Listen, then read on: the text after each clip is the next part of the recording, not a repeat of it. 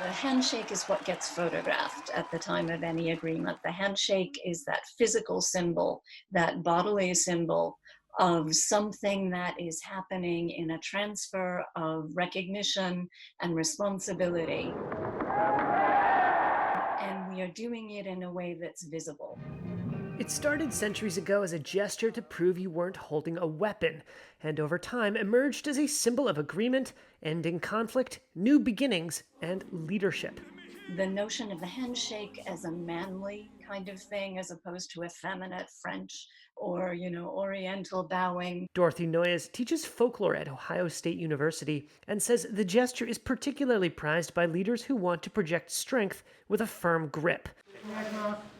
U.S. President Donald Trump deploys it, sometimes as overkill. He once held the hand of Japanese President Shinzo Abe for a full 20 seconds. Thank you, everybody. French President Emmanuel Macron seemed ready to take on Trump palm to palm. It's seen as a manly thing. It becomes a kind of test of virility. If you think about when Donald Trump met Emmanuel Macron and they had these kind of contests as who was going to give the longest, hardest squeeze. But pressing the flesh isn't the same as it once was. Social distancing has forced a rethink of the handshake. Shaking hands or not shaking hands, washing hands all the time. No matter how friendly, it is an exchange of potentially infectious microorganisms. Microbiologist Charles Gerba. Think about it.